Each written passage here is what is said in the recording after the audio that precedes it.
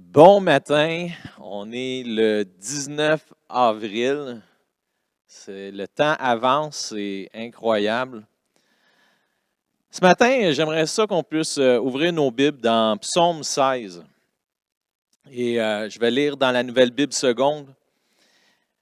Ici, j'ai comme titre, c'est écrit « Récompense et certitude du juste ». Hymne de David. « Garde-moi, ô Dieu. C'est en toi que je trouve un abri. Je dis au Seigneur, tu es le Seigneur, tu es mon bien. Il n'y a rien au-dessus de toi. Les saints qui sont dans les pays eux-mêmes et les braves, tout mon plaisir est en eux. Leurs idoles se multiplient. Aux autres arrivent. Ils se hâtent auprès de lui.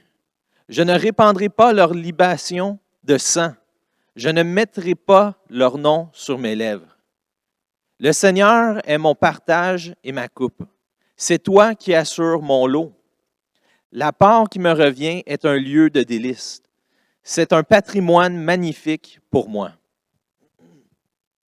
Je bénis le Seigneur qui me conseille. Même la nuit, les profondeurs de mon être m'instruisent. Je contemple le Seigneur constamment devant moi. Quand il est à ma droite, je ne vacille pas. Aussi, mon cœur se réjouit. Ma gloire est dans l'allégresse. Ma chair même repose en sécurité. Car tu ne m'abandonneras pas au séjour des morts. Tu ne permettras pas que ton fidèle voie la fosse. Tu me feras connaître le sentier de la vie. Il y a abondance de joie devant toi, des délices éternelles à ta droite. Père éternel, on te remercie, Seigneur Dieu, pour ce que tu fais, Seigneur Dieu, dans nos vies. Malgré cette saison qui est spéciale dans laquelle on est présentement, Père éternel, on voit ta bonté et ta fidélité à chaque jour, Seigneur. Père, on te prie que tu puisses te glorifier au travers de nos vies durant ce temps.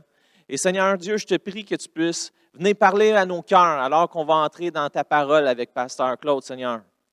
Viens ouvrir nos cœurs, Seigneur Dieu, que ce qui va être apporté nous amène plus près de toi et nous fasse grandir, Seigneur Dieu. Alors, Père, on te prie pour ta bénédiction et ta faveur, ta protection sur chacune de nos vies. Et c'est au nom de ton Fils qu'on a prié. Amen. Pasteur Claude.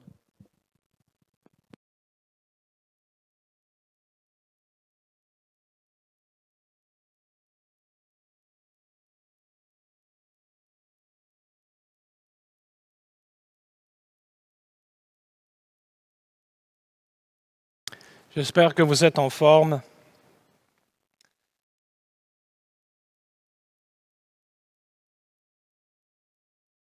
Et que c'était le sujet de conversation ce matin en entrant là. J'espère que vous êtes en forme et que vous avez résisté, vous aussi, à la tentation de vous couper les cheveux. Hein? J'espère que vous avez réussi ça. Hein? Sinon, pour certains, le confinement va être plus long. Hein? Alors, ce matin, mon collègue, pasteur Mathieu, a lu le psaume 16, puis gardez-le en tête parce que c'est le psaume sur lequel Pierre a construit son sermon le jour de la Pentecôte. Vous allez dire, le jour de la Pentecôte, on est déjà rendu là? Non, on n'est pas rendu à la Pentecôte encore. On est encore deuxième dimanche après Pâques, mais il parle de résurrection dans son sermon. Alors, c'est la raison pour laquelle le psaume 16 va servir d'arrière-plan. Puis ce matin, on va utiliser le sermon de Pierre qu'il a fait à la Pentecôte pour parler des conséquences puis des implications de la résurrection dans la vie du croyant. Alors, sans plus tarder, on va prendre le temps de lire le texte d'Acte 2, Acte 2e chapitre, à partir du verset 14, première partie du verset 14 et les versets 22 à 32. Alors, Acte 2. Pierre, debout, avec les 11, éleva la voix et énonça ce qui suit à leur adresse. Hommes d'Israël, écoutez ces paroles. Jésus le Nazoréen, cet homme que Dieu a accrédité auprès de vous par les miracles, les prodiges et les signes qu'il a produits par son entremise au milieu de vous, comme vous le savez vous-même, cet homme, livré selon les desseins arrêtés dans la préscience de Dieu, vous l'avez supprimé en le faisant crucifier par des sans-lois. Dieu l'a relevé en le délivrant des douleurs de la mort, parce qu'il n'était pas possible qu'il soit retenu par elle. Car David a dit de lui, « Je voyais constamment le Seigneur devant moi, parce qu'il est à ma droite, afin que je ne sois pas ébranlé. Voilà pourquoi mon cœur est en fête et ma langue est transportée d'allégresse, ma chair même reposera dans l'espérance. » Verset 27, « Car tu n'abandonneras pas. Tu ne m'abandonneras pas, dis-je, au séjour des morts. Tu ne laisseras pas ton sein voir la décomposition. Tu m'as fait connaître les chemins de la vie. Tu me rempliras de bonheur par ta présence. » Mes frères, mes sœurs, qu'il me soit permis de vous dire ceci avec assurance au sujet du patriarche David. Il est mort. Il a été enseveli et son tombeau est encore aujourd'hui parmi nous. Mais comme il était prophète et qu'il savait que Dieu lui avait juré par serment de faire asseoir un de ses descendants sur son trône, il a vu d'avance la résurrection du Christ et il en a parlé en disant qu'il n'a pas été abandonné au séjour des morts, que sa chair n'a pas vu la décomposition. Ce Jésus, Dieu l'a relevé et nous en sommes témoins.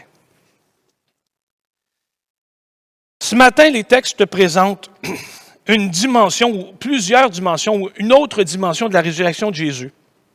Et en particulier, ce que la résurrection implique, ou ce que la résurrection produit dans la vie de l'Église, on pourrait même dire dans la vie des gens, et encore dans la vie du monde. Parce que la résurrection a ceci de particulier. La semaine passée, je vous disais, le tombeau vide, ou je ne sais pas si je l'ai dit là, mais le tombeau vide, ce n'est pas la preuve de la résurrection. Le tombeau vide, c'est la preuve que le tombeau est vide. Puis que les théories peuvent s'élaborer à partir du tombeau vide. C'est la résurrection. Ce sont les apparitions qui sont la preuve de la résurrection ou du geste de Dieu. Puis ça, c'est une donnée croyante. Alors, ce matin, on veut présenter ce que ça fait la résurrection dans la vie. C'est pas simplement que Christ a été manifesté, Messie de Dieu, par la puissance de la résurrection, mais le fait qu'il soit ressuscité, le fait qu'il vit à jamais, le fait qu'il ait fait don de l'Esprit, qu'il ne nous ait jamais quittés, fait en sorte que le croyant a dans sa vie plus que des souvenirs du royaume de Dieu. Il a dans sa vie l'activation, permettez-moi l'expression, l'activation des promesses ou de ce que le royaume a fait en Jésus, placé en lui. C'est ce que l'apôtre Pierre stipule en disant que maintenant, notre espérance est solide, elle est ancrée. L'Épître aux Hébreux parle aussi d'une ancre placée au-delà, une espérance bien ancrée.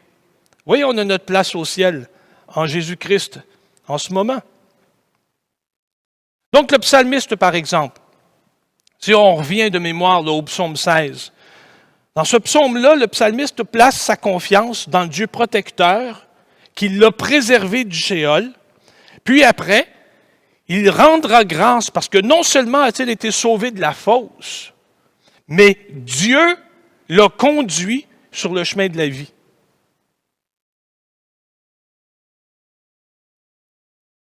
Tu me feras connaître les sentiers de la vie.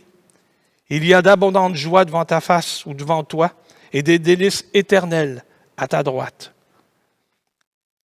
Dans son sermon improvisé le jour de la Pentecôte, Pierre voit une application christologique du psaume à l'événement de la résurrection.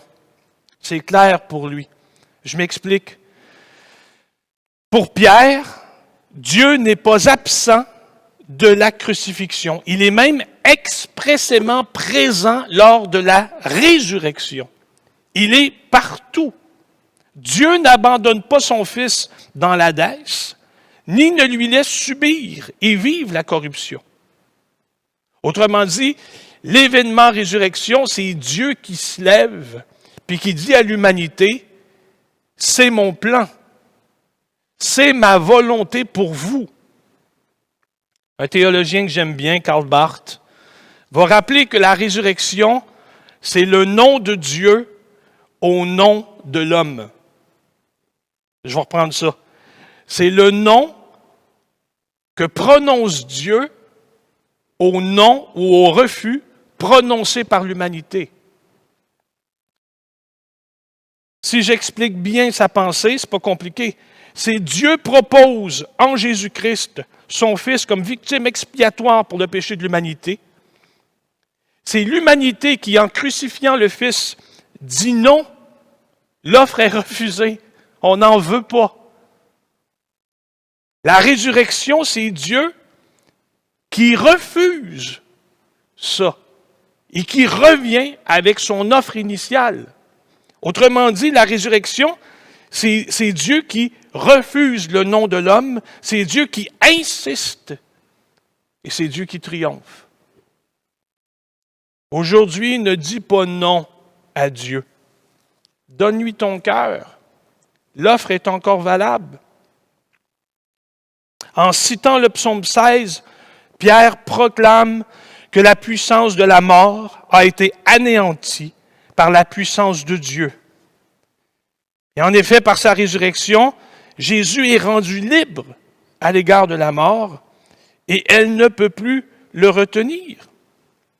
Verset 24 de Acte 2 dit « Dieu l'a relevé en le délivrant des douleurs de la mort parce qu'il n'était pas possible qu'il soit retenu par elle. » Déclaration formidable. Hein? Quand Pierre cite le psaume, et ce psaume-là sert de rappel. La mort et la résurrection sont des réalités qui dépassent le monde physique. La mort fait appel à des forces qui empêchent la pleine expression de la vie, puis la pleine perception des promesses divines. Par la résurrection, la puissance de la mort n'est plus.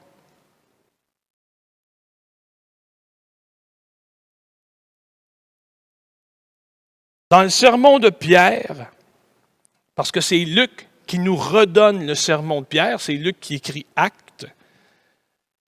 Parce qu'en réalité, je me posais la question, je disais, est-ce que Pierre insiste à ce point sur la résurrection dans son sermon, ou est-ce que Luc va souligner ce qu'il a retenu du sermon de Pierre, puis pour lui, c'est la résurrection? Quand vous le verrez, vous lui poserez la question.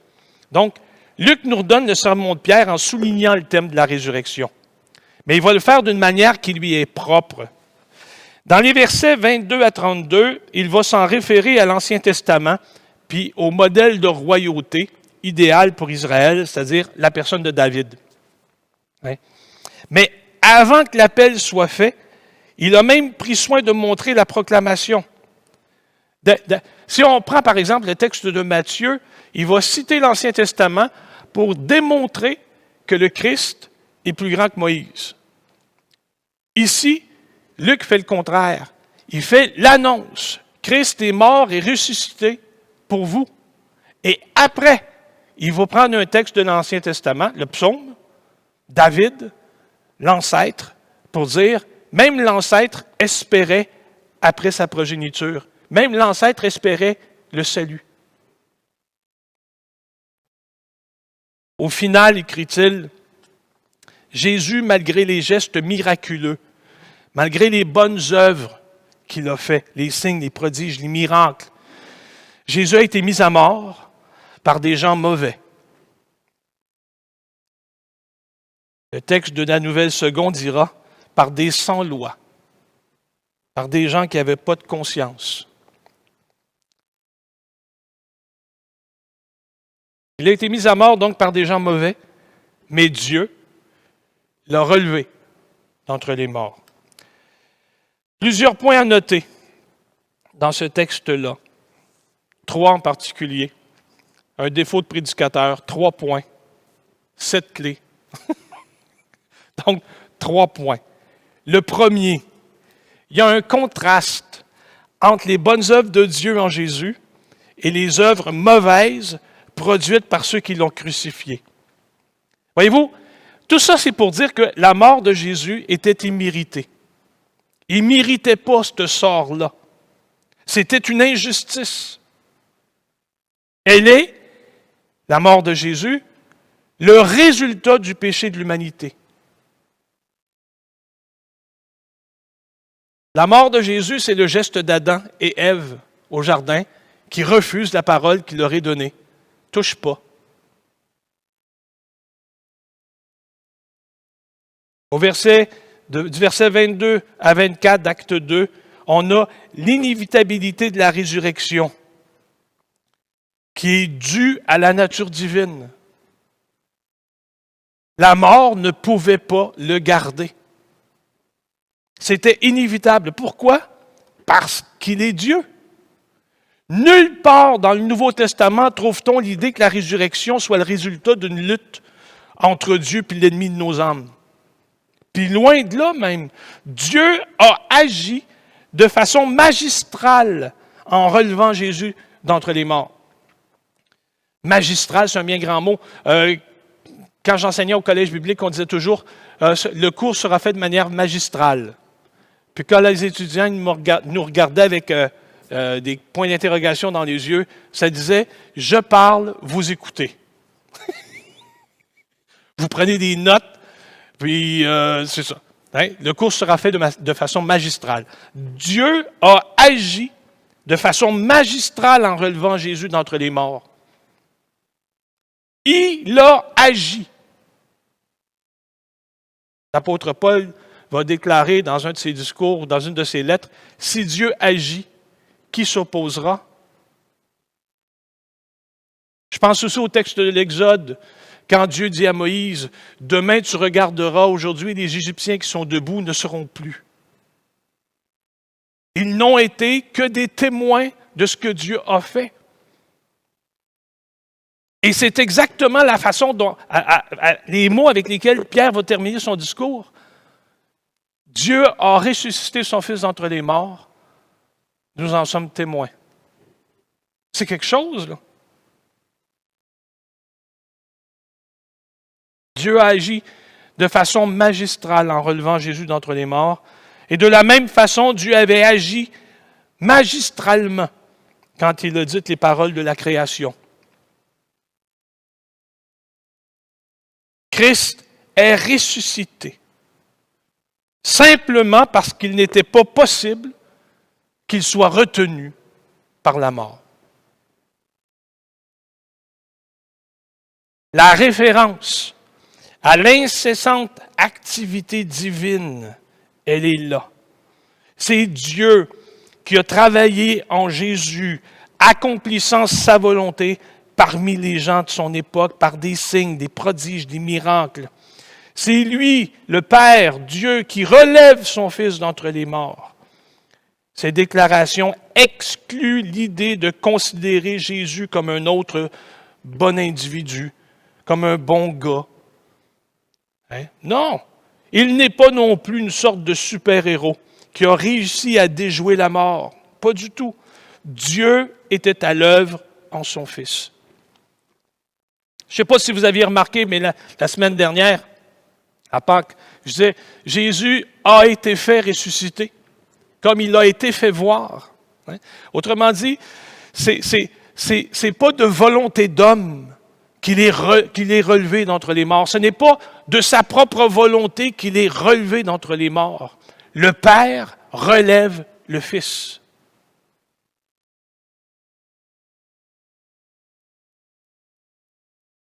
Toute la Trinité est à l'œuvre pour la rédemption de l'humanité.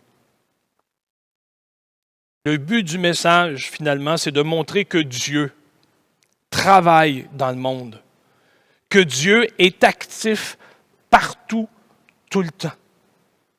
C'est lui qui met les gouvernements en place, c'est lui qui les enlève. Dans le langage de l'Ancien Testament, on disait c'est lui qui met les rois en place et c'est lui qui les défait. Dieu veut que l'homme marche avec vertu dans la crainte de son nom. On se demande tout le temps quelle est la différence entre la crainte et la peur. Dieu ne veut pas qu'on marche en sa présence avec la peur au ventre. La peur d'être pris en défaut. La peur d'être soudainement frappé par une claque, comme disait ma femme, ou comme dit ma femme, comme une claque supersonique. Si vous vous demandez c'est quoi une claque supersonique, je sais que les parents font plus ça, là. Mais c'est quand on était petit, puis que la mère visait le derrière de la tête, puis qu'on se sauvait, puis qu'elle coinçait le bord de l'oreille, ça scillait. Ça, c'est la supersonique. Dieu ne veut pas qu'on marche en sa présence avec la peur au ventre en disant si j'ai un peu trop de fun, je vais en recevoir une. Tu sais? Si je désobéis moindrement, j'en reçois. Non, la crainte de son nom. Je fais souvent de fois référence, quand je parle de crainte de son nom, je fais souvent de fois référence au sentiment amoureux, au respect qu'on avait, qu'on a, puis surtout manifesté quand on était petit, qu'on a face aux parents. C'est-à-dire qu'on ne veut tellement pas les décevoir. On ne veut tellement pas qu'ils pensent mal de nous ou que leur cœur soit attristé à cause de ce qu'on fait.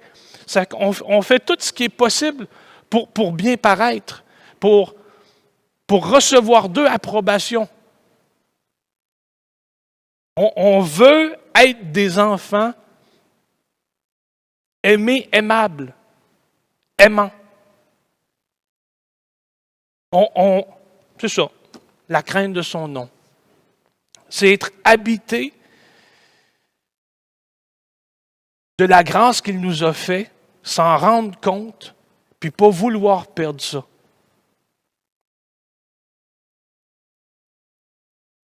C'est lui qui met les gouvernements en place, c'est lui qui les enlève. Il veut que l'humanité marche avec vertu dans la crainte de son nom. L'humanité ne voulait pas de son Messie. Il a agi pareil, même si les dirigeants ne voulaient pas de son royaume. Même si les dirigeants de l'époque, l'humanité de l'époque ne voulait pas que le monde change parce qu'eux en tiraient profit. Dieu a agi quand même. Pourquoi? Parce que l'humanité opprimée lui avait fait connaître sa souffrance. Dieu dit à Moïse, « Les cris de mon peuple sont montés jusqu'à moi. Alors j'agirai contre l'Empire, contre l'homme qui ne veut pas que ça change. » Les cris de l'humanité étaient montés jusqu'à lui. L'humanité qui ne voulait pas que ça change, qui en tirait profit, s'est butée contre Dieu qui a agi quand même.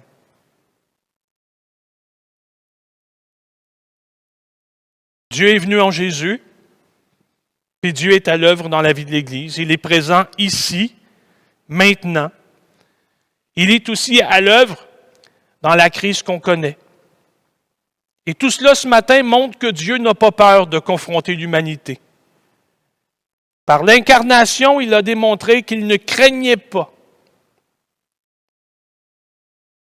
de la confronter. Puis en plus, il ne craignait pas non plus de se faire proche.